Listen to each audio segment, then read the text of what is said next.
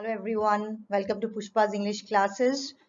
I hope all of you are staying safe and healthy through these tough times. Today we are going to do the poem Amanda from grade 10 English textbook First Flight. This poem is written by a very famous Australian author of books for children, Robert Klein. She was born in the year 1936 and she's still alive. She's 85 years old now and is in Melbourne. So what's the poem all about? you know After reading this poem, I feel that the poem might be of talking about freedom. The poet might be also talking about different things from children perspective. What are the things that a child might not like? Okay, in what ways a child might feel that he is being controlled and instructed by her parents or by his parents, and also in the process might feel that his or her freedom is being curtailed. Okay, so let's get started with the poem. So the poem begins as, "Don't bite your nails, Amanda. Don't hunch your shoulders, Amanda. Stop that slouching and sit up straight, Amanda." So we don't know who is giving this instruction. So we are asked a question. Who do you think is giving instruction to this girl by the name of Amanda? So the kind of instruction given and the way it is given makes us feel that it should be her mother. So we can assume that it can be Amanda's mother. So the first instruction is, don't bite your nails, don't hunch your shoulders, don't bend your shoulders, sit straight, don't sit in a lethargic manner, don't slouch. Okay, sit in a straight manner, Amanda. So immediately after these lines, you have a few lines within parenthesis. That is Amanda's thought.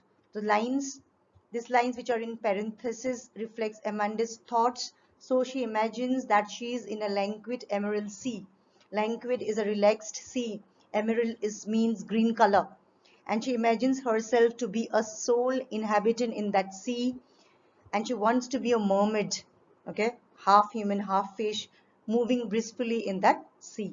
So the mother might feel that she's not listening to her instruction because Amanda seems to be lost in her own thoughts.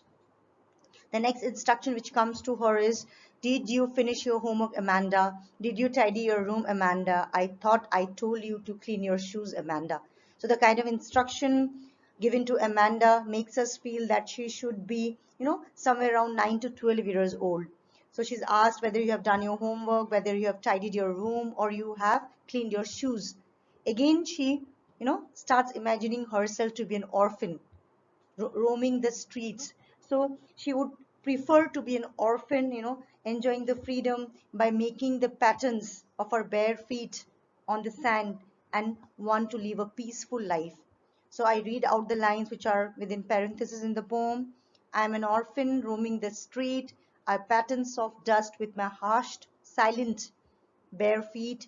The silence is golden, the freedom is sweet. So here, the silence is golden, the freedom is sweet can be taken as a metaphor, because the silence is said to be glorious, like golden color, and freedom is sweet in taste. So this can be taken as a metaphor, right? So again, the instruction which comes to Amanda is, don't eat that chocolate, Amanda.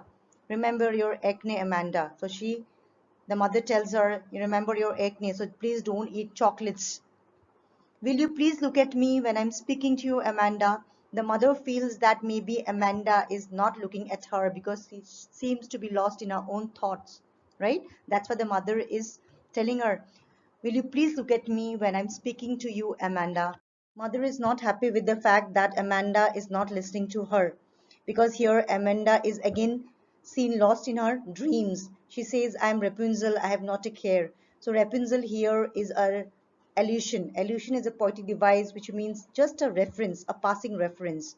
Rapunzel was a character in a fairy tale who was captured in a tower by a witch, and the witch used to climb up the tower with the help of beautiful hair of Rapunzel.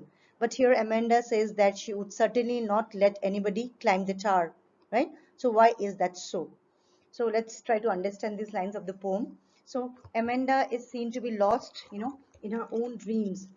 She pictures herself to be, the long-haired Rapunzel who lived in a castle and had no care about anything. Amanda imagines that, the life of Rapunzel must have been very peaceful and fantastic in the tower.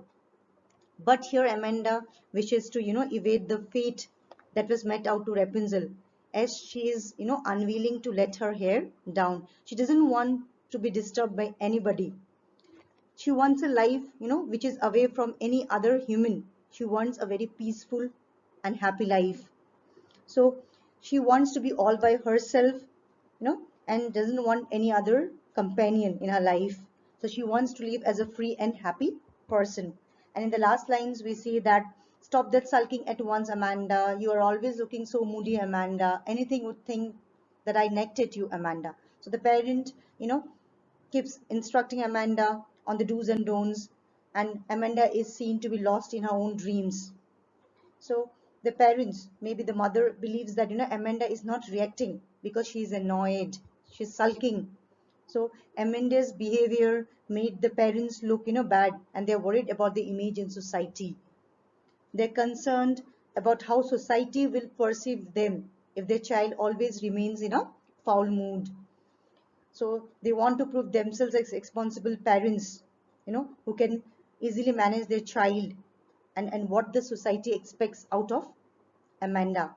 So we see here the poem ends by saying that if you react in that way, if you behave in that way, what would people think about us? Anybody would think that we are nagging at you, Amanda. And this is how the poem ends. So there are a lot of poetic devices used in the poem. As I have mentioned earlier in my videos, poetic devices are used in the poem for our better understanding, so that we understand the poem in a better way, right? It enhances the appeal of the poem. So there are alliteration used in the poem. For example, stop that slouching, that SS, repetition of initial consonant sound in the same line. Then again we had stop that sulking, stop and sulking. Another poetic device which I just explained is allusion, right? Rapunzel. Then we also have metaphor in the poem, that was silence is golden, freedom is sweet.